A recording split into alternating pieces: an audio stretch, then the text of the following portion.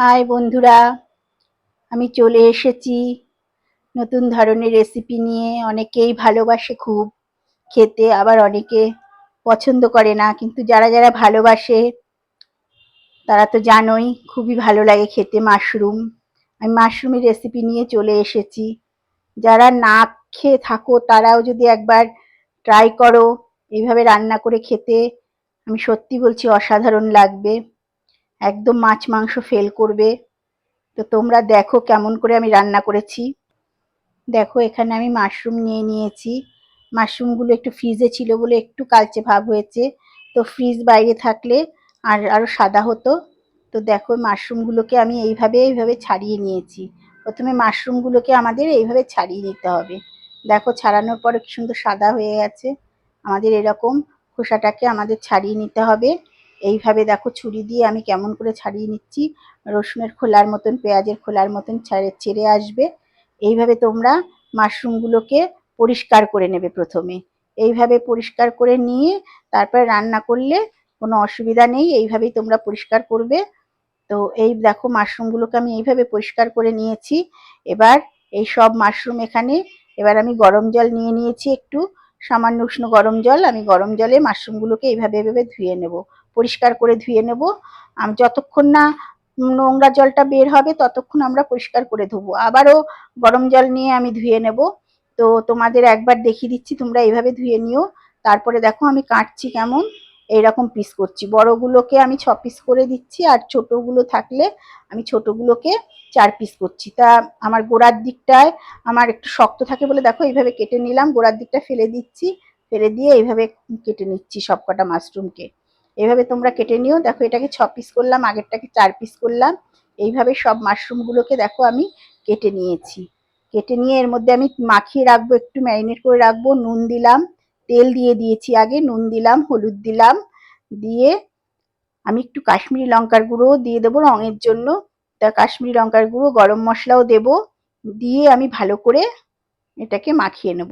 এই যে গরম মশলা দিলাম, দিয়ে আমি তেল, নুন, হলুদ, গরম মশলা আর শুকনো লঙ্কার গুঁড়ো দিয়ে আমি ভালো করে এই মাশরুমগুলোকে ম্যারিনেট করে কিছুক্ষণের জন্য ঢাকা দিয়ে রেখে দেবো। এই দেখো এইভাবে আমি ঢাকা দিয়ে কিছুক্ষণের জন্য রেখে দেবো। এদিকে আমি চলে যাই।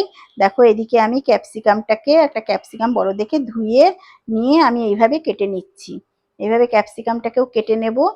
কেটে নিয়ে আমরা এটাকে হালকা ভাজবো। একটা টমেটো কেটে নিচ্ছি এইভাবে, বড় টমেটো হলে এইভাবে কেটে নিয়ে নেবে তোমরা। এইভাবে আমি কেটে নিচ্ছি। দেখো এই আমার ক্যাপসিকাম গেল আর হচ্ছে টমেটো গেল। এবার একটা পেঁয়াজ আমি এইভাবে কেটে নিচ্ছি, দুটো পেঁয়াজ নেব আমি। দুটো পেঁয়াজকে এইভাবে কেটে নেব ডুমো ডুমো করে।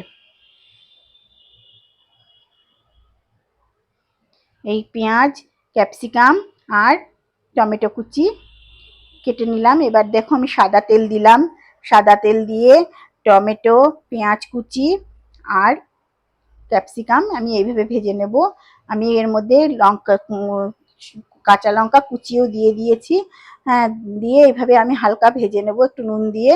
দেখো অনেকটা আমার মজে এসেছে, আমার একটু নরম হয়ে এসেছে। এবার এটাকে আমি তুলে নিয়ে ওই তেলের মধ্যে 1 চামচ রসুন বাটা, 1 চামচ আদা বাটা আর 1 চামচ পেঁয়াজ বাটা আমি দিয়ে দেব।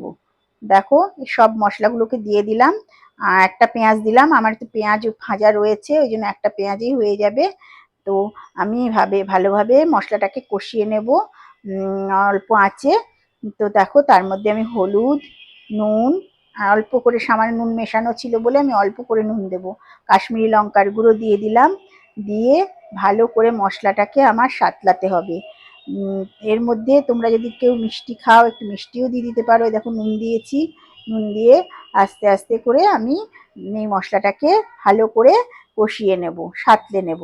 নিয়ে তোমার এখানে আমি দেখো জিরের গুঁড়ো, ধনের গুঁড়ো দিয়ে দিলাম। 1 চামচ জিরের গুঁড়ো, 1 চামচ ধনের গুঁড়ো আমি দিয়ে একটু জল দিয়ে ভালো করে কষিয়ে নেব। লেগে যাচ্ছে বলে আমি একটুখানি জল দিয়ে আমি দেখো কষাতে কষাতে দেখো আমার তেল বেরিয়ে এসেছে। এবার আমি এটার মধ্যে মাশরুমগুলোকে দিয়ে দেব। মাশরুমগুলো দিয়ে ভালো করে নাড়াচাড়া করতে হবে মশলার সঙ্গে, যাতে মাশরুমগুলো মিশে যায়। তো আমি ভালো করে একটু সাঁতলে নেব কিছুক্ষণ জন্য। সাঁতলে আমি ওই পেঁয়াজ, ক্যাপসিকাম আর হচ্ছে টমেটো কুচি যে ভেজে রেখেছিলাম ওইগুলোকে দিয়ে দেব। এই মিষ্টি দিলাম, তোমরা স্বাদ মতন মিষ্টি দিয়ে নিও। তো মিষ্টি দিয়ে আমি আরেকটু নাড়াচাড়া করে নিই, তারপরে আমি ওই ভাজা জিনিসগুলোকে এর মধ্যে অ্যাড করব। দেখো বন্ধুরা, তোমাদের ভালো লাগলে তোমরা এইভাবে রান্না করে খেয়েও দেখবে, একদম মাংসর মতন লাগে খেতে। আর মাশরুমগুলো গালে পড়লে খুবই ভালো লাগে, নরম নরম।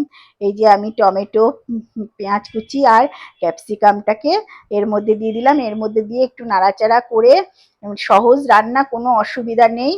দিয়ে আমি জল দিয়ে দিলাম, জল দেব একটুখানি, জল দেবো যাতে আমার মাখা মাখা হয়, বেশি ঝোল রাখবো না, লুচি পরোটা রুটির সঙ্গে খুব ভালো লাগবে। তাই জন্য দেখো এই পরিমাণে জল দিলাম, দিয়ে আমি একটু ঢেকে দিচ্ছি। দেখো ঢেকে দিচ্ছি, ফুটে উঠেছে। ফুটে ওঠার পরে আমি একটু ভালো করে এটাকে নেড়ে চেড়ে দেখবো যে ঝোলটা কেমন রাখবো, সেই অনুযায়ী আমার নামাতে হবে। এতে আর বেশিক্ষণ ফোটাতে হবে না, কারণ মাশরুমও নরম জিনিস, আর সব পেঁয়াজ, ক্যাপসিকাম, আর টমেটো সবই নরম।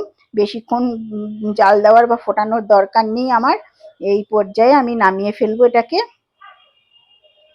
দেখো কি সুন্দর কালার এসেছে, খেতেও দুর্দান্ত লাগে। তো হয়ে গেছে, এবার স্ট্যান্ডিং টাইমে রাখার জন্য আমি একটু ঢাকা দিয়ে রেখে দিই। তো এই হলো মাশরুম মশলা রান্না, তোমরা খেয়ে দেখো।